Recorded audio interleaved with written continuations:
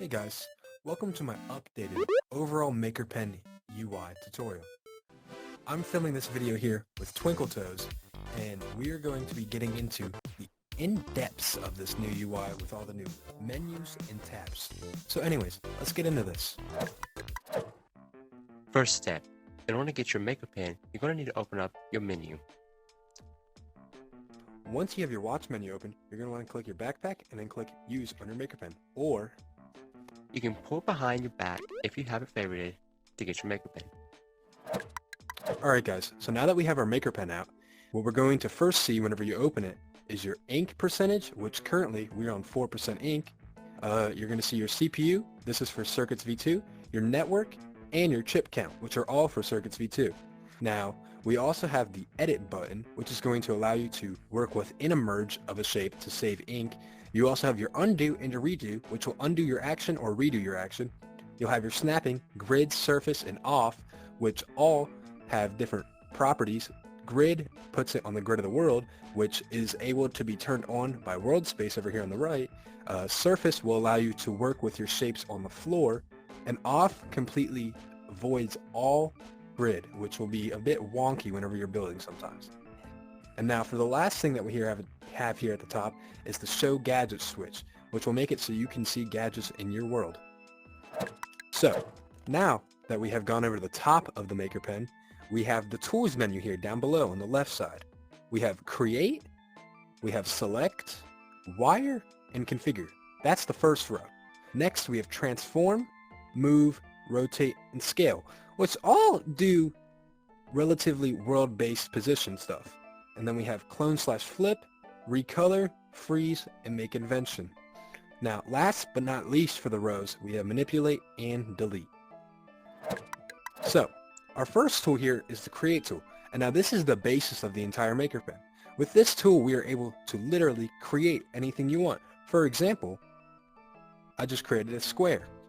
Alright, our next tool is the select tool. Now this tool allows you to select individual or up to multiple items at once. For instance, I'm now selected on this cube. Alright guys, now for our third tool, we have the wire tool.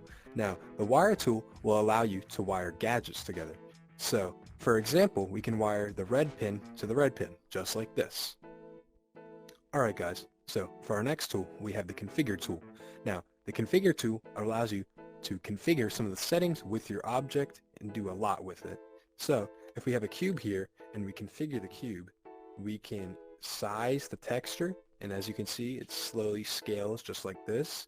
Or if you scroll enough far down, you can make it so the object is grabbable and even edit the property of it from environmental to decorational and other stuff like that to save ink or change the physics overall of your object.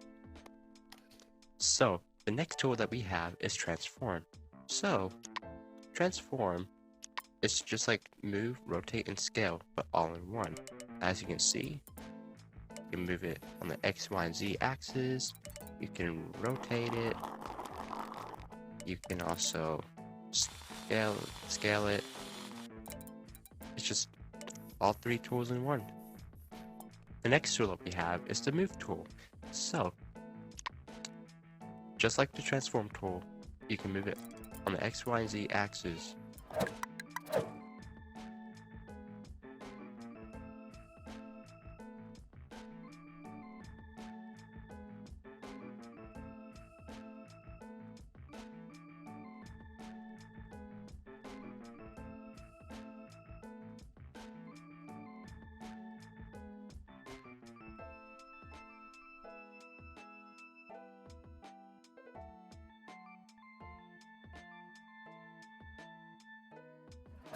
So now that we're done with the tool menu, we're now going to make our way to the palette menu.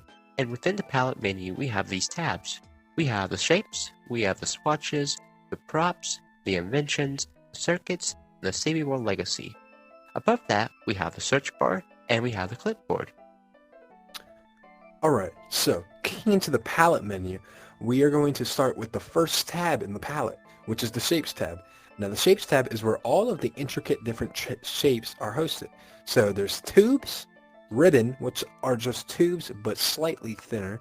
There's cube, sphere, cylinder, wedge, pyramid, hemisphere, cone, pipe, donut, half pipe, and even diamond.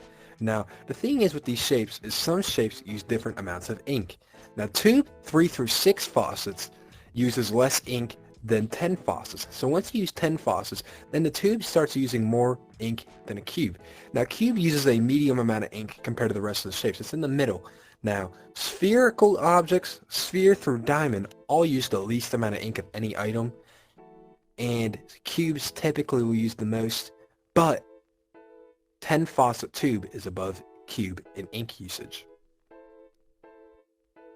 Now we're going to go over the swatch menu.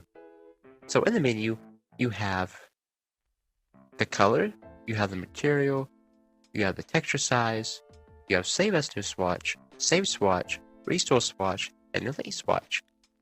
So you can make any color, any material, and any size of texture. The restore swatch will restore the swatch that you have currently selected. And the delete swatch is, of course, will delete the swatch that you have selected. Now, getting into the next tab in the palette menu, we have the props tab. Now, the props tab is divided in different categories. The first one is all, which is every prop combined together. And then it's the creative one. Now, the creative one is interactive, where you can create your own things, such as the green screen and the art canvas. Next is the decoration. Now, the decoration is, simply put, just decorative items that you can use for your map. Now, next we have the dynamic category, which is like the holotar or the buttons, things that your players can interact with and are dynamic. Now, next we have the furniture category, which is stuff that you can use to interiorly decorate your rooms. Now, we have the kitchen category, which is just stuff that you'd find in the kitchen. It's a very short category, but simple. Now, we have the sports category, which is stuff like your basketball, your dodgeball, your bowling ball, and even your dart. Now, the toys category is stuff that you could use to, for a PvP almost, or anything like that, where you have your boom microphones, or you have things such as the radio for music in your map, or even the RC car. Now, the weapons category are any of the weapons you might find in a Rec Room original, such as laser tag or paintball. You're going to have your assault rifles, your shotguns, or your swords or bombs in this category. The next tab that we have in the palette menu is the Inventions tab. We have all, we have store, we have mine, we have published, we have pinned, and we have downloaded. In the all section, it has all the inventions you have made, or published, or saved, or downloaded. In the source section, you can buy inventions sold by other players. In the My section, it shows all the inventions that you have made. In the Publish section, it shows all the inventions that you have made and published to the store. In the Downloaded section, it shows all the inventions that you have bought and downloaded from the store to keep in your own menu. Now, in our next tab, there's quite a lot to break down, but our next tab in the palette is actually the Circuits tab. Now, this is actually Circuits version 2 compared to Circuits version 1, which will be the next tab. With Circuits version 2, we have the circuits and gadgets, we have commonly used circuits that players typically need. All of these categories are made to be simple and accessible for you while creating your circuits. Now, the thing is, there are hundreds of circuits, and it would take much longer than this tutorial to go over all of these circuits, but you can scroll through these for your own and really get a feel for what they do. The last tab that we have on the palette menu is the CB1 Legacy. We have the All, Game Chips, Math Chips, Other Chips, Other Gadgets, and Gizmos. In All, it shows every single CB1 gizmo and gadget that you can spawn. In Game Chips, it shows all the chips that you can use to make and design a game. In Math Chips, those are chips that can help you calculate. In Other Chips, those chips can be used to help design the environment, like the sky. Other Gadgets are gadgets that help interact with people.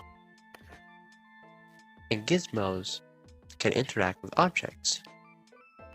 Alright, so the next menu in your Makerpen is the config menu, which is literally just the exact same thing as the configuration tool.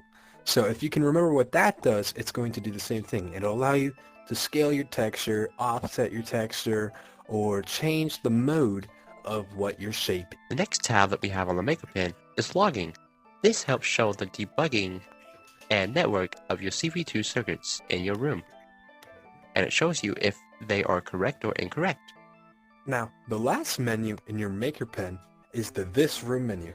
Now, whenever you click this menu, it'll actually bring up on your watch this room that you're currently in, and it'll allow you to edit the settings of your room, save your room, or even restore your room, or quite possibly create a copy of your room to make sure no progress is lost, or edit some settings such as enabling Creative Tools Beta.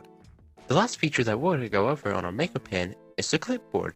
What this does is once you select an object, like this cube, you then select options and you select copy. Once you copied your object, now what you do is you go to palette, you go up to the top right corner, select the clipboard, and it appears right there in the menu. Note, this is just like the emissions page, except it only stays in this room. And then once you leave this room, it gets permanently wiped and you can't do it again unless you select the object and copy it again. Now, if you enjoyed this video, make sure to comment something and like and subscribe. This is the end of our updated overall Makerpen UI tutorial. And I hope to see you guys really, really soon. Bye!